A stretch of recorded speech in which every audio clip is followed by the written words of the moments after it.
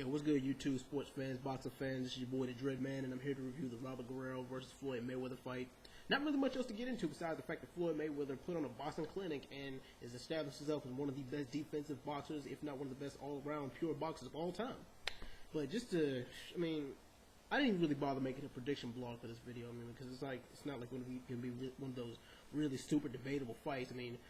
Guerrero, he's a good fighter in his own right. but his style is tailor-made for somebody like Floyd Mayweather to just tee off on automatically.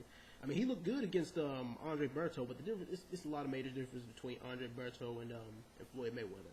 Berto, his style, he played right into Guerrero's hands. He had no lateral movement.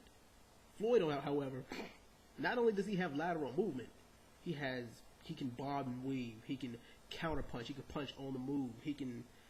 It's like watching Floyd Mayweather box is like watching The Matrix almost. It's like poetry in motion. But just a round by round, just a quick round by round. Now, the first couple rounds were pretty much was the most competitive. Guerrero tried to pretty much rough up Floyd. He tried to bully him in the corner. He's like, okay, if I could tee off on him early, maybe it'll rattle him and I can get him down the stretch. Good strategy. But one thing, you're in there against Floyd Mayweather, a defensive genius. But Floyd Mayweather, he for the first couple of rounds, he looked a little. He started off slow, but he was picking them apart with those right hands. For the first couple of rounds, he just made it look pretty easy. Even with Floyd Mayweather's slow start. But one thing that really bothered me about Guerrero, which he didn't do, which he said he was going to do, was his game plan. Of course, they say everybody got a game plan going into boxing until you step in the ring, but he didn't throw any jabs. He didn't throw any body punches. At least he didn't start throwing body punches until the 8th round, and he didn't start jabbing until maybe the 4th, 5th, or 6th. The second round I ended up giving to Guerrero.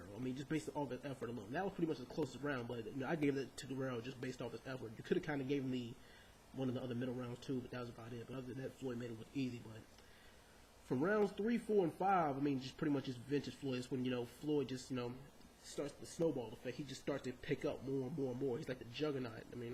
The more momentum you give him, the more he has to work off of, the easier he makes it look down the stretch. In the 8th round, I honestly think that he could have finished it between the 8th and the 10th round, because in the middle of the 8th round when the crowd started to boo, I think Floyd heard that.